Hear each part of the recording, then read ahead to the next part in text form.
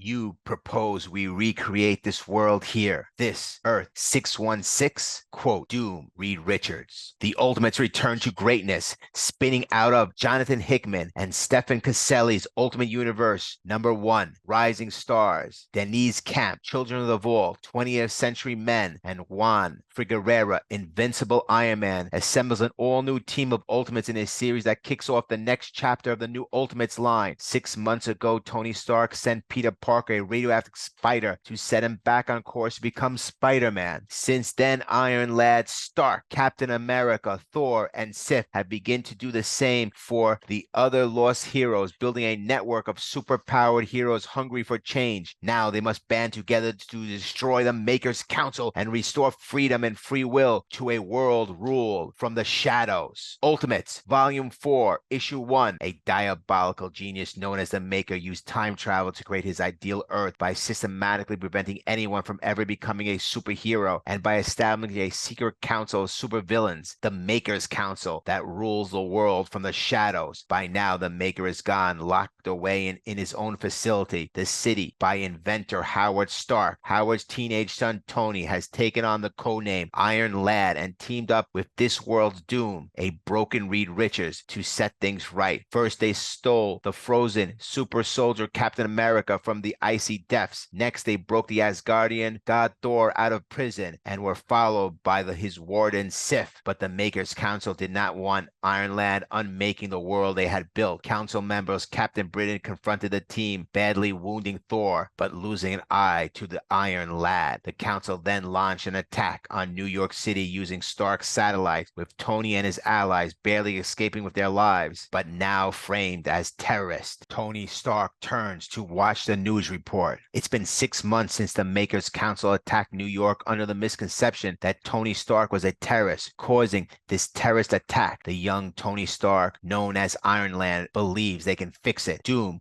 who is this universe's Reed Richards, says, I'm referring to us, Iron Lad. We are a mess. The Ultimates, this world's Avengers, use the Immortus engine to launch themselves into the future to escape from the Maker's Council. The Immortus engine was a time machine used by the Maker to reshape the history of Earth 6160 to his image. The exact origin of the device are unknown due to the brain damage sustained by the Maker in an attack from the future warrior Kang. The Maker stumbled into Kang when he used the Immortus engine to travel to the furthest point accessible to him in the future to determine if the Empire endured. The future warrior attacked him in retaliation for his wrongdoings to history. The attack cost the Maker part of his memories, but he came to believe the device was going to be created in the future by a genius industrialist, Howard Stark. Richards managed to escape beforehand with the original broken Immortus engine and took it to Howard's son, Tony, so that he could repair it. Tony subsequently installed the repaired Immortus engine into the armor that he can use to adapt the identity of Iron Lad. Captain America Steve Rogers is still frozen, and Thor Odinson, this world's god of thunder, is wounded. They have 18 months until the Maker is freed. 18 months to come up with a plan to stop him. Iron Lad says, I know it doesn't look good. To review, we've escaped 6 months into the future. Thousands died in an attack on Stark Tower meant for us. The predators of the attack, a conspiracy of the worst and most powerful people imaginable, have taken control of both the planet and the narrative. The world thinks we're violent terrorists. Also, our most powerful ally is gravely injured and another is trapped in ice. Doom says, as I said, a mess. But Iron Lad, with a smile on his face, replies, but we have a time machine. We can fix it. Iron Lad sits with Reed working on the calculations. They determine they can use the Immortus engine to send things back in time to the 6 months they lost, establishing a world of heroes. This way, when the Maker appears, the heroes he stole will be there to face him. Tony writes, Ultimates 1.0 on the chalkboard in a circle. It'll be a kind of superhero resistance network, Tony explains to Doom, created from the post-human catalyst and files that we stole from the Maker connected connected by stark tech and a common cause. Small at first, but growing exponentially as we add new nods. Doom says, you propose we create otherworld superheroes here on Earth, like Earth 616. Tony replies, I propose we put right what the Maker put wrong, to help this world become what it is supposed to be, a world of heroes. Doom says, this world is not the same. Realities diverge. The Maker has purged himself of mercy. The people in these files are likely dead. Iron Lad responds, then we'll find replacements. With the proportional data and computing power at our disposal, we could find near perfect substitutes.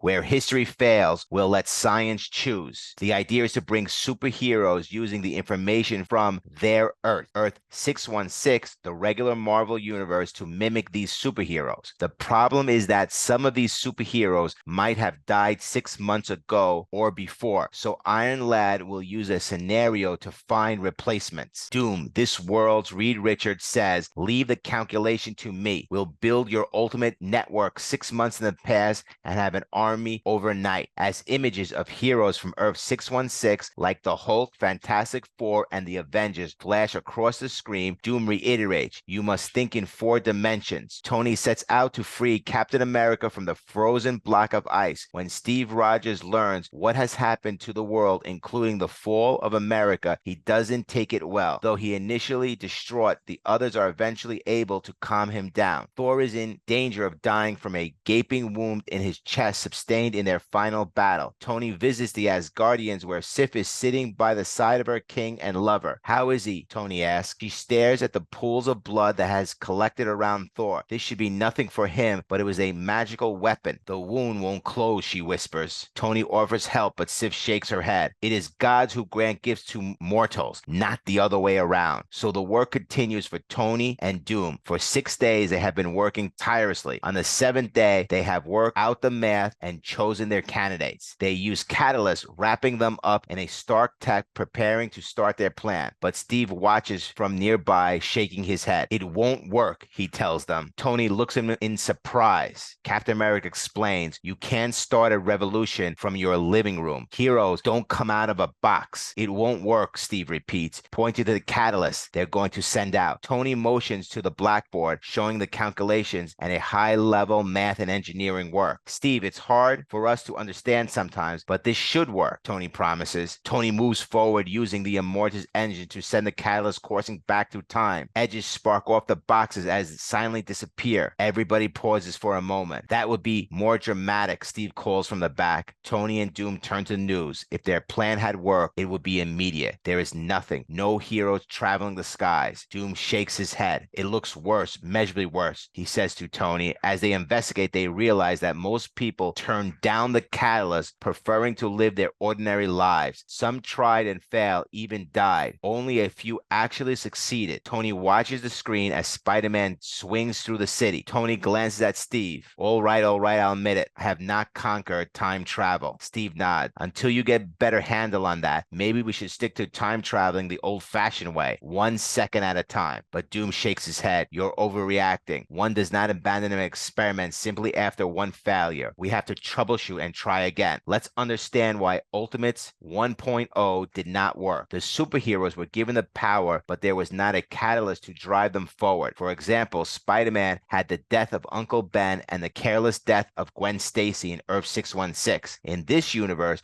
Spider-Man had the death of Aunt May. But what about the other heroes in this universe? What was their catalyst to drive them to be superheroes and fight for good? Many would not even get involved, preferring the status quo unless there was a catalyst. In the case of the many deaths, even if they chose to be superheroes, they might have been killed because of the inexperience and not knowing how to use their powers. Many of these superheroes need time before they face a challenge such as the Council. Tony shakes his head. Steve's right. We killed people. Doom ruined lives. I don't care if he puts us at a disadvantage. The Immortus engine is off limits, Tony tells him. Then he turns back to the board. Ultimates 2.0. Meanwhile, back in New Jersey, Hoboken, Hank and Janet, both pest control workers, are called to Flambe Restaurant. The owner has reported something big in the storage area, eating the food and leaving a mess. Hank reassures the man, don't worry, we'll take care of it. As they move through the shadows, shining their lights and looking around, Janet looks at Hank. Is everything okay? She asks, pointing out out that Hank has seemed distant for several months. Hank sighs and explains to her that he feels like she'd be better off without him, that she'd be doing something important. She smiles at him, shining her light on some crazy drawings on the wall as they walk. Hank, I love you. I love our life together, but I admit it, I like to do something more together, possibly start a family. There's more to life than squashing bugs, you know, she says, smiling at him. Remember, in the other universes, Hank Pym has never been very confident. Despite being a genius, he often feels that he is not as smart as Reed Richards, Dr. Doom, Tony Stark, etc. Hank Pym, even in other universes, has an inferiority complex. Also remember that the Maker would inflict irreversible brain damage upon Henry and then take Pym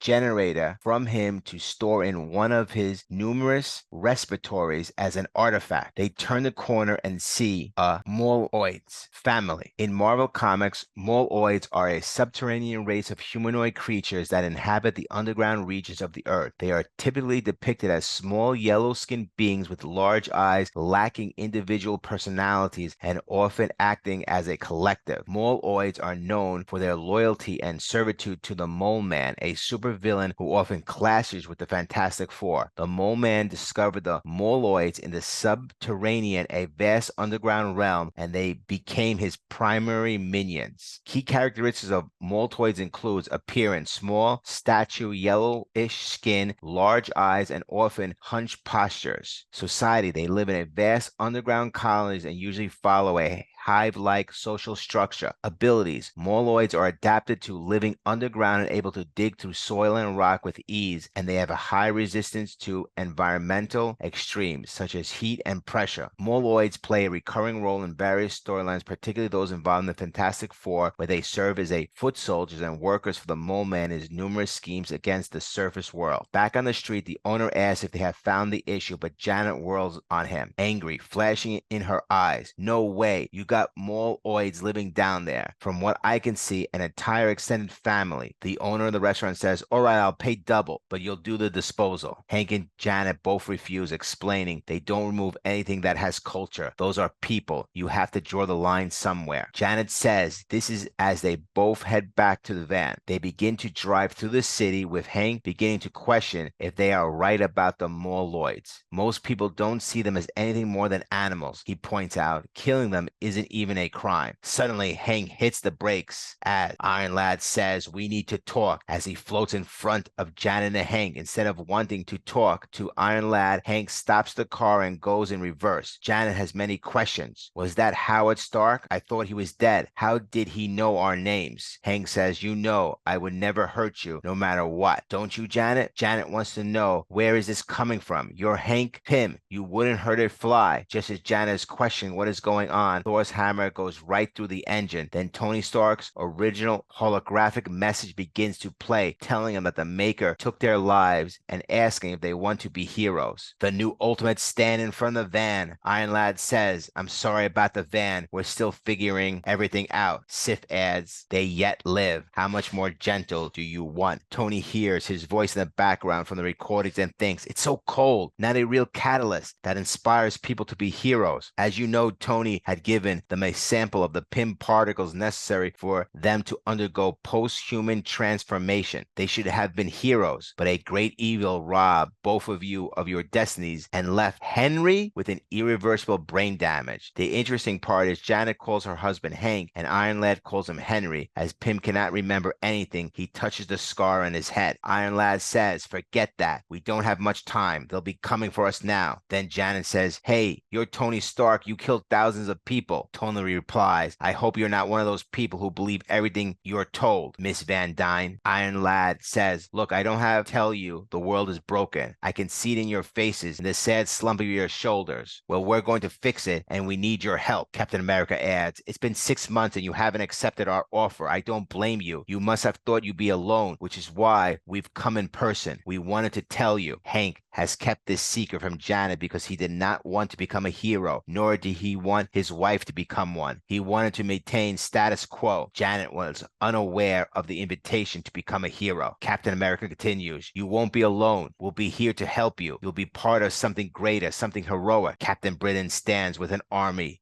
behind him and in French commands them to attack and capture the terrorists. Doom explains Captain America's one of the Maker's inner circle and he's brought his personal guard, the Black Crusade. Iron Lad steps forward and says, Captain Britain wants me. I'm the reason. He doesn't have his preferred vision. The battle begins where the old cry from another universe used to be, Avengers assemble. In this universe, Iron Lad screams out, Ultimates, attack! As the battle ensures, Iron Lad faces off against Captain Britain where Thor and Sif take on many of the Black Crusaders. Meanwhile, a conversation goes on between Janet and Hank. Hank says, Janet, I'm sorry. I didn't want to lose you. Janet replies, you don't have to explain, Hank. I understand. I know you're scared. I'm scared too. But I'm tired of being afraid, aren't you? There's more to life than squashing bugs, Hank. There has to be. I love you no matter what choice you make. But this is mine. As Janet activates the orb in a flash, she is the Wasp. Janet, shrinking to Wasp size, leaps into the air, charging at the enemy. All right, let's see how this suit works, says Janet as she shoots with glee, cheering as she shrinks and dodges around blasts. Hank watches her, whispering, I don't deserve her. Even when getting hit, she thinks that was amazing. As Captain America slams his shield through the head of one of the giants,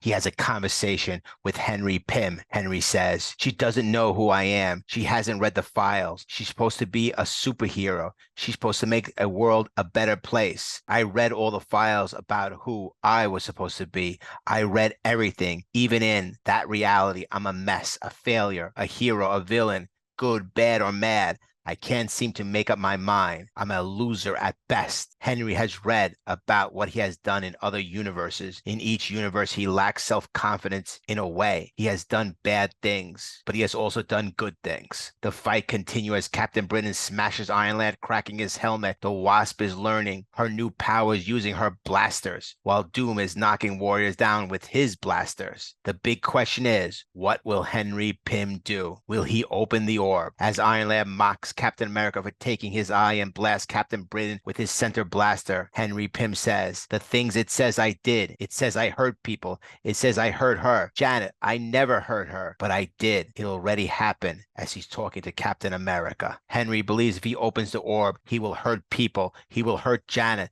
like he did in other universes. He also admits, sure, I'm afraid of dying or getting hurt, but I'm also afraid that if I become what you want me to be, what am I supposed to be? I'll hurt the people I love most. Captain America responds, I don't have an answer for you, Henry. Certainly no guarantees. I can only say that that man is not you. His failures are not your failures. His sins are not yours. Captain America says, in my experience, Henry, there are times that call us to be bigger than ourselves, for a greater good. As the battle intensifies, the hero is showing signs of weakness. Thor is wounded, but is still trying his best to fight the giants. Captain America continues, no one can make these choices for you, Henry, but if I can make an observation, you could have gotten rid of this thing anytime, buried it, thrown it in the river, given it away, smashed it to pieces, but you've been driven around it within arm's reach for 6 months. I'm no genius, but it seems to me that means something. Just then, Captain Britain axes Iron Lad, sending him crashing to the floor. Captain Britain calls out, stupid peasant, who are you to oppose us? I trace my lineage to Louis the 14th, the Sun King himself. I was born to rule this world, my empire. Even Uncle Louis could not have dreamt of this. All of Europe is my playground. Your East Coast, my new toy. Captain Britain then puts his boots to the throat of young Tony Stark with many guards surrounding Iron Lad. The Ultimates are in trouble. Just then, Tony Stark says, we're the Ultimates, and something Louis learned that you should know. There are more of us than there are of you. Using his repulsors, he blasts Captain Britain's foot away from his throat. We have boots too, and our boots are bigger, Tony adds. Suddenly, a dark shadow looms over Captain Britain and his troops. Henry Pym opens the orb and transforms into the Giant Man. He steps on Captain Britain and the Black Crusades, seemingly squishing them like bugs. Giant Man says to the Wasp, and you said there's more to life than squashing bugs. As we see a footprint with the Ultimates emblem all over their enemies, Tony Stark says, it's a good first step. Even if Britain survived, it's a statement, one that can't be ignored, a statement you can see from space. What is announcing? The news reports call it super terrorist attack, stating the Ultimates have put their foot down. Online conspiracy claim it's a footprint, proof of God. Tony Stark, the Iron Lad, thinks is a different statement. He says, the Ultimates are here, and we're going to leave a mark. 17 months remain before the Maker returns. Next, Ultimates, Volume 4, Issue 2.